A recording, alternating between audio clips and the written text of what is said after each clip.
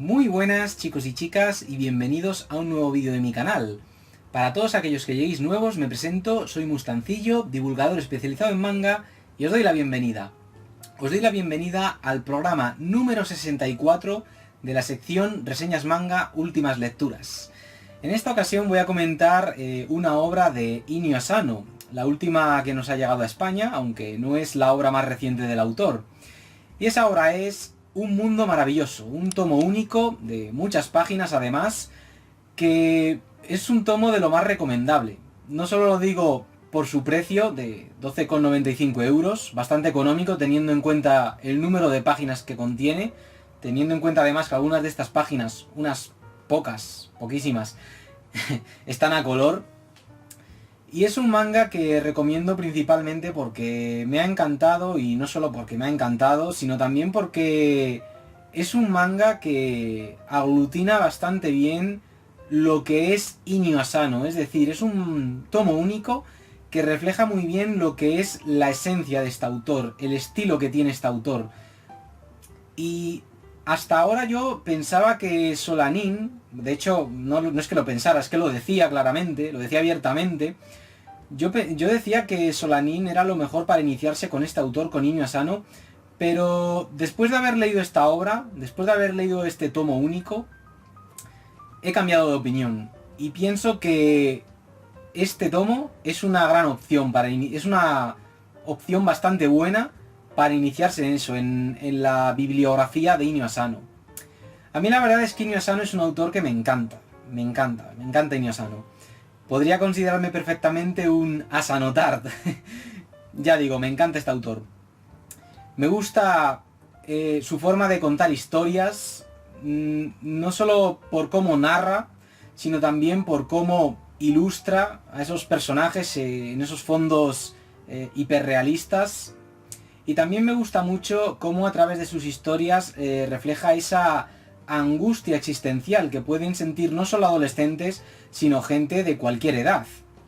Y eso es otra cosa que me gusta mucho de este tomo, porque en este tomo nos encontramos una serie de historias, unas 20 aproximadamente, protagonizadas por diferentes personas, todas ellas viviendo en un entorno cercano, en un mismo barrio, por así decirlo, que, cada una de estas personas pues tiene algo que le angustia, algo que les hace vivir su día a día con suma incertidumbre. O bien sea por causas del pasado, por experiencias del pasado, o bien porque temen el futuro, porque no saben qué les depara el futuro, o porque no han logrado alcanzar esos sueños que tuvieron en una etapa de la vida en la que sentían que tenían muchos años por delante. Es un manga que la verdad he terminado de leerlo y cuando terminé de leerlo acabé con una sonrisa. Y eso que no es un manga precisamente alegre, ni mucho menos. Me sucedió algo parecido a lo que me sucedió cuando leí la obra más icónica de Inio Asano, la más representativa o famosa de este autor, que es Buenas noches Pum Pum. De hecho yo, Buenas noches Pum Pum, la considero a Inio Asano como Astro Boy a Osamu Tezuka o Kitaro a Shigeru Mizuki. Es decir, es su obra más representativa, la más Inio Asano o la que más se asocia a este autor. ¿Sabéis lo que quiero decir, no? Pues leyendo este tomo, leyendo un mundo maravilloso, yo me sentía como cuando leía Buenas noches Pum Pum.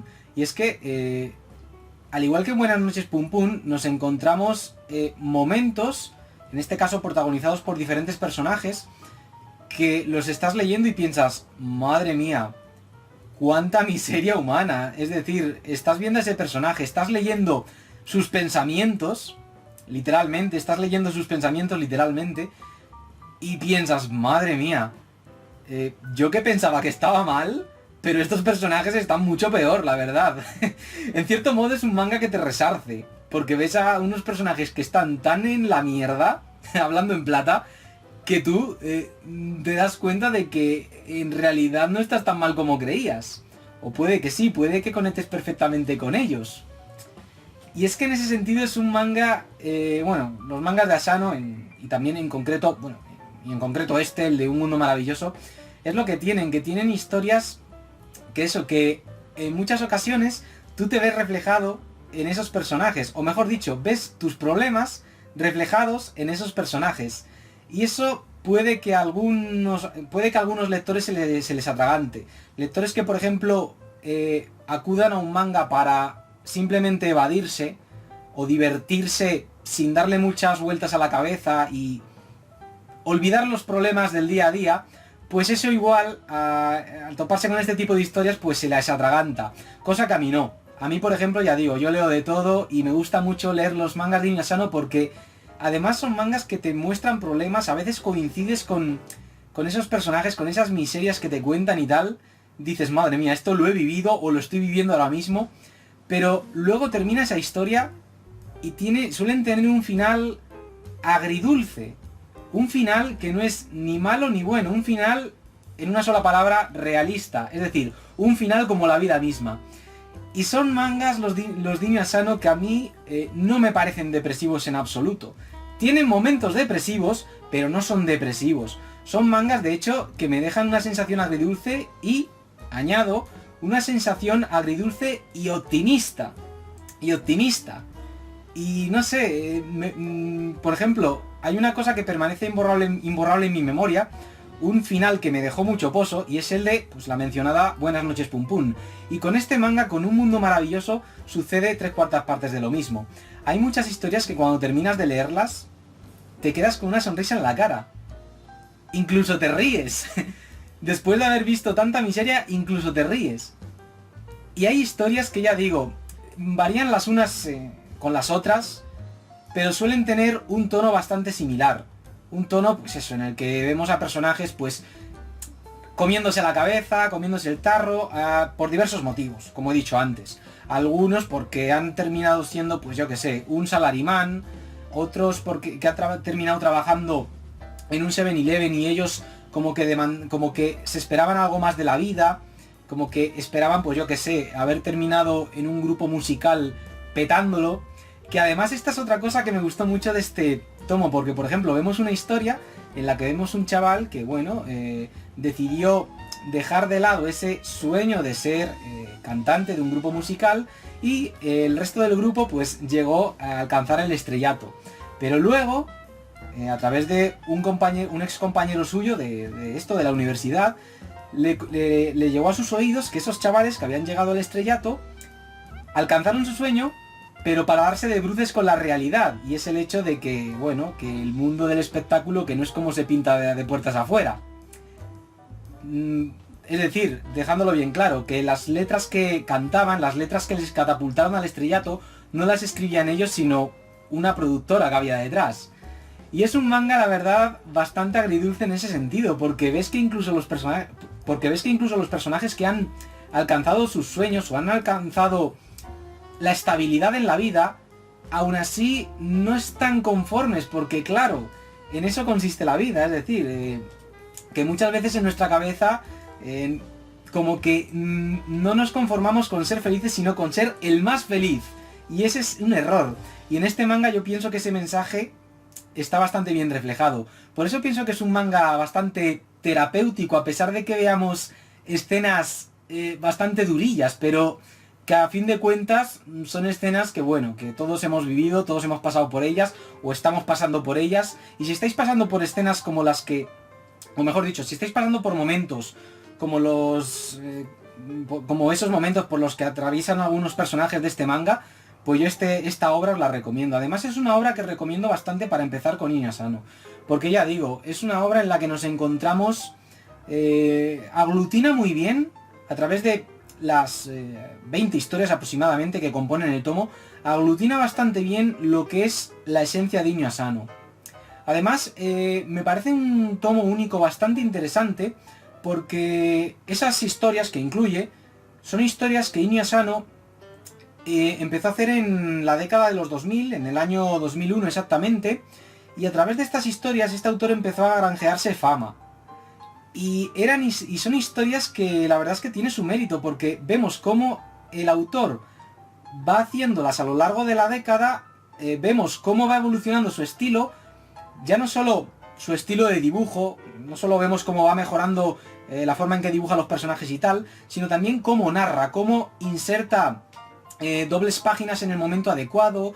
También vemos cómo hace un mejor uso del formato cómic, introduciendo metáforas, introduciendo mensajes con doble significado, o con triple o múltiple significado a fin de cuentas.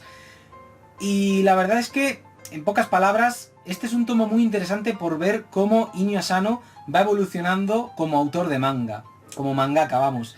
Y además está bastante interesante porque al final de cada historia vemos un texto, una especie de, un texto a modo de epílogo escrito por el propio Asano, en el que este autor pues reflexiona sobre esa historia y sobre qué le llevó a hacer esa historia. Y es bastante interesante, la verdad, es bastante interesante, porque vemos a Inio Asano diciendo cosas como: buf, esta historia la verdad es que la hice porque en aquel entonces me sentía así o asá, o había conocido a tal persona y me inspiré en esa persona para hacer a este personaje. Ese personaje además sirvió de molde para el resto de personajes de mi obra de ese estilo. Y también le vemos como renegando de algunas historias, en plan, esta historia la verdad es que la estaba leyendo, vemos al propio Asano decir eso, la estaba leyendo y me sentía como si estuviera leyendo un manga escrito por otra persona, me da vergüenza ajena. Y es bastante curioso porque yo terminaba de leer algunas historias y pensaba: ¡qué buena historia! Y a continuación, justo a continuación, veía a Inio Asano diciendo: esta historia no tiene sentido, me voy demasiado por las ramas y es una bazofia. Es algo bastante curioso esto, como algunas personas, ya no solo mangakas, artistas en general, o simplemente, o como es mi caso, creadores de contenido, a veces pensamos que lo que hacemos es una auténtica bazofia, y luego nos viene la gente diciendo cosas en plan: ¡guau, qué bien está! Te la has currado muchísimo, y tú te quedas pensando: ¿en serio? Al fin de cuentas, es la gente la que decide si algo es bueno o no. Esto es así. Y me pareció bastante curioso eso. Pero a mí la verdad es que me pareció una obra, aunque Asano no esté orgulloso de esta obra, yo pienso que se lo dice con la boquita pequeña, porque a fin de cuentas también se nota que es una obra a la que le guarda cariño. Además, los últimos capítulos son una especie de episodios extra que hizo para esto, para darle un punto y final, una especie de broche de oro a este conjunto de historias ambientadas, pues ya digo, en el mismo lugar, con personajes que van y vienen, es decir, o elementos incluso. Por ejemplo, en una historia vemos un camión de mudanzas que luego en una historia posterior ese camión pues es importante dentro de lo que es el argumento de la historia, dentro de la trama. O luego vemos a un personaje que tiene una relación con otro, rompen, dejan de ser pareja, vamos, y luego más adelante vemos como uno de esos dos personajes acaba con otro que es el protagonista de otra historia. O luego, por ejemplo, vemos una historia protagonizada por una niña y luego, unos cuantos capítulos después, vemos otra historia que hizo Inio Asano, muchos años después, en la que vemos al padre de esa niña. Es decir, son historias en las que los personajes vienen y van, ¿sabéis? Dentro de lo que es, pues, un mismo entorno, un mismo barrio. Yo tenía la sensación de que todas estas historias estaban sucediendo dentro del mismo barrio, un barrio así tokiota y tal. Y ya digo, son historias así que van de lo depresivo a lo alegre. A veces los personajes como que ceden a la presión que les atañe y adoptan un comportamiento aleatorio, errático. Luego hay momentos oníricos que nos sentimos como si estuviéramos viendo un sueño. De hecho, muchas veces así es, muchas veces estamos viendo los sueños o los recuerdos de un personaje. También hay momentos así con un toque mágico en los que se insertan dentro de lo que estamos viendo en las viñetas elementos surrealistas que son, pues, simples metáforas de cómo se siente el personaje, de lo que está pensando él. Es un manga, ya digo, con mucho simbolismo, y yo eso también lo valoro mucho, y eso también es marca de Asano, cómo este autor usaba el formato cómic para jugar con eso, con el simbolismo de el mensaje que quería transmitir al lector. Y eso está bastante interesante, porque luego eso da pie a que el lector hable de esta obra con otras personas, y ahí te das cuenta que cada persona pues lo ha interpretado de una forma diferente. Bastante interesante. Además, en esta obra, ya digo, gana el hecho eso de que luego Inio Asano diga: bueno, pues yo esto lo hice así porque tal y cual. y es ahí cuando ves que la cosa es más simple de lo que parecía. La verdad es que es un manga que me ha gustado mucho. Yo hasta hace poco decía que Solanin era lo mejor para empezar con Niño Asano, pero he estado reflexionando después de haber leído esta obra y me he dado cuenta que sí, Solanin está muy bien para empezar con Niño Asano, pero no es un manga que yo sienta como un manga muy de Niño Asano. Es decir, es de Niño Asano, obviamente, pero digamos que es un manga... Digamos que es el manga más mainstream de Niño Asano. Es el manga que Inio Asano hizo como para llegar a más gente. No en vano se hizo una película de ese manga, una adaptación a una película. Pero ya con cosas como Buenas noches Pum Pum o Dead Demons Destruction o La chica a la orilla del mar, o ni hablemos ya de Nijigahara Holograph, ahí ya vemos a un Asano más 100% Niño Asano. Digamos que Solanin es la obra más asequible del autor, está bien para empezar, pero si buscáis algo más Asano, más que os hagáis una idea de lo que os vais a encontrar con este autor, un mundo maravilloso. Además, está muy bien el hecho eso, de que veamos cómo el autor va evolucionando en su estilo, cómo en las primeras historias pues vemos a un Niño Asano que dibuja con un estilo de dibujo bastante similar al que tienen muchos autores de doujins. De hecho, yo cuando estaba leyendo la primera historia, incluida en este tomo, me sentía como si estuviera viendo a un mangaka que tenía una mezcla de estilo entre el estilo de dibujo de Inio Asano y el de Shintaro Kago. Al menos así yo me sentía, vamos. Pero ya digo que luego vemos como el estilo de dibujo va evolucionando y como la última historia tiene un estilo de dibujo ya como el que terminó de afianzar en Buenas noches Pum Pum y que ha mantenido y desarrollado en Dead Demons y otras obras más recientes como por ejemplo Reiraku. De hecho, estas dos últimas obras que he mencionado, Dead Demons y Reiraku, las tenéis comentadas en mi canal, sin ir más lejos, en la sección Joyas del Manga, de forma breve y directa, vamos. Y ya digo, es un manga que me ha gustado mucho, lo he disfrutado, me ha dejado una sensación de optimismo, una sensación agridulce pero optimista, ya digo, es bastante curioso.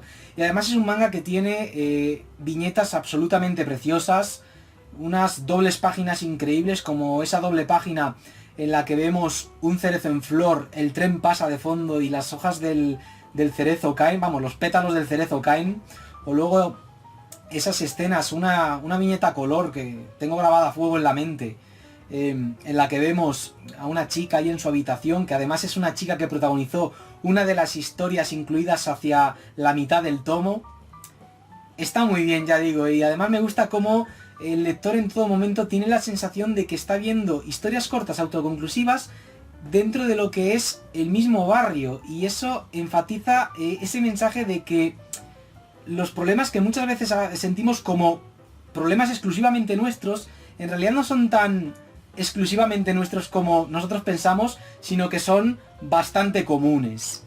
Es decir, que todos tenemos problemas y que, bueno, unas personas de una forma y otras personas de otra, pues siguen adelante.